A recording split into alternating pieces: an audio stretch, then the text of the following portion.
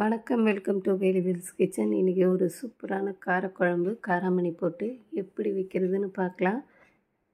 அதுக்கு முன்னாடி முதலாக என்னுடைய சேனலை பார்க்குற புதிய நண்பர்கள் மறக்காமல் சப்ஸ்கிரைப் பண்ணிவிட்டு அப்படியே பக்கத்தில் இருக்கிற பெல் பட்டனை கிளிக் பண்ணிவிடுங்க. அப்போ தான் நான் புதுசாக போடுற வீடியோக்கான நோட்டிஃபிகேஷன் உங்களுக்கு உடனுக்குடனே வந்து சேரும்.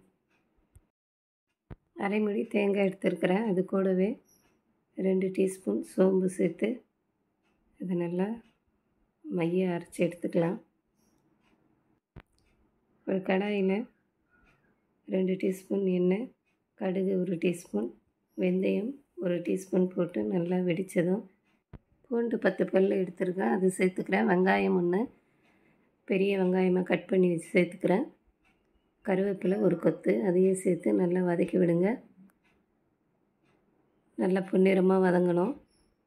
வெங்காயம் நல்லா வதங்கிடுச்சு. இது கூட வடகம் நான் சேர்த்துக்கிறேன். உங்கள்கிட்ட வடகம் இருந்தால் சேர்த்துக்கோங்க, இல்லைன்னா விட்டுடுங்க.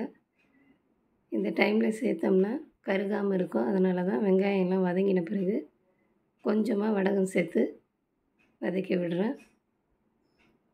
அதில் இருக்கிற கடுகெல்லாம் நல்லா வெடிக்கணும். வெடித்த பிறகு தக்காளி சேர்த்துக்கிறேன். 4 தக்காளி கட் பண்ணி வச்சுருக்கேன், அதையும் சேர்த்துக்கிறேன்.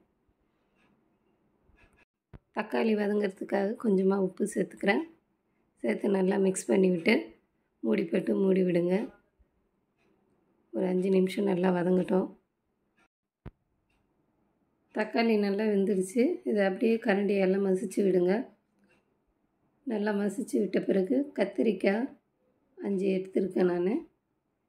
உங்கள்கிட்ட முருங்கைக்காய் இருந்தாலும் சேர்த்துக்கலாம். கத்திரிக்காய் முருங்கைக்காய் சேர்த்து செஞ்சாலும் சூப்பராக இருக்கும். கத்திரிக்காய் கட் பண்ணி சேர்த்துக்கிறேன். இதை நல்லா எண்ணெயிலேயே நல்லா வதக்கி விடலாம். அதில் ஒரு 2 நிமிஷம் வதக்கி விட்டுட்டு இது கூட குழம்பு மிளகாய்த்தூள் எடுத்து வச்சுருக்காங்க, ஒரு 4 டீஸ்பூன், அதை சேர்த்துக்கிறேன். உங்கள்கிட்ட தனி மிளகாய்த்தூள் இருந்ததுன்னா நீங்கள் சேர்த்துக்குங்க. குழம்பு மிளகாய்த்தூள் இருந்தாலும் சேர்த்துக்கலாம். தனி மிளகாய்த்தூள் 1 டீஸ்பூன் சேர்த்துருக்கேன். ஏன்னா குழம்பு மிளகாய்த்தூள் காரம் கம்மியாக இருக்கும் இல்லையா, அதனால் வெறும் மிளகாய்த்தூள் அதை 1 டீஸ்பூன் சேர்த்துருக்கேன். நீங்கள் தனி மிளகாய்த்தூள் சேர்க்குறது இருந்தால் ஒரு 2 டீஸ்பூன் சேர்த்துட்டு தனியாத்தூள் 3 டீஸ்பூன் சேர்த்துக்கோங்க. மஞ்சத்தூள் 1 டீஸ்பூன் சேர்த்து நல்லா கலந்து விட்டு காராமணியை நல்லா ஊற வச்சுட்டேங்க. நைட்டே ஊற வச்சு நல்லா வேக வச்சுருக்கேன், அதை இதில் சேர்த்துக்கிறேன். உப்பு போடாமல் வேக வைக்கணும். ஏன்னா குழம்புல இதில் போடும்போது உப்பு அதிகமாகிடும். உப்பு போடாமல் வேக வச்சு இதில் சேர்த்துக்கோங்க. தேவையான அளவுக்கு தண்ணி சேர்த்து மூடி போட்டு வேக விடுங்க. கத்திரிக்காய் நல்லா வேகணும். வெந்த பிறகு தான் நம்ம புளியை சேர்க்க போகிறோம்.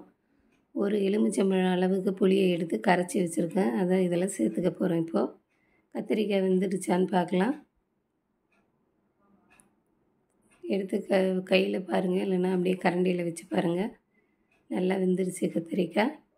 இப்போ புளியை சேர்த்துக்கிறேன். உங்களுக்கு எந்த அளவுக்கு புளிப்பு தேவையோ அந்த அளவுக்கு சேர்த்துக்குங்க. சேர்த்து மறுபடியும் ஒரு 5 நிமிஷம் நல்லா கொதிக்க விடணும். அப்போ தான் கத்திரிக்காயிலெல்லாம் புளி சேரும், சாப்பிட்றதுக்கு டேஸ்ட்டாக இருக்கும். குழம்பு நல்லா கொதித்து வந்துடுச்சுங்க. உப்பு இருக்கான்னு செக் பண்ணிக்கோங்க, இல்லைன்னா இந்த டைமில் சேர்த்துக்கோங்க. இப்போ நம்ம தேங்காயும் சோம்பும் அரைச்சி வச்சுருந்தோம் இல்லையா, அதை இதில் சேர்த்துக்கலாம். சேர்த்து 2 நிமிஷம் கொதிக்க விட்டு இறக்க வேண்டியது தான். மேலே கொத்தமல்லி போட்டு இறக்கணும். இது சாப்பிட்றதுக்கு ரொம்பவே டேஸ்டியாக இருக்குங்க. தோசை, இட்லி, சாதத்துக்கு எல்லாத்துக்கும் ரொம்பவே நல்லாயிருக்கும். நீங்களும் இந்த மாதிரி ஒரு முறை ட்ரை பண்ணி பார்த்துட்டு எப்படி இருந்ததுன்னு எனக்கு கமெண்ட் பண்ணுங்கள். பிடிச்சிருந்தால் லைக் பண்ணுங்கள். மறக்காமல் கமெண்ட் பண்ணுங்கள். யாருமே கமெண்ட் பண்ணுறதில்ல.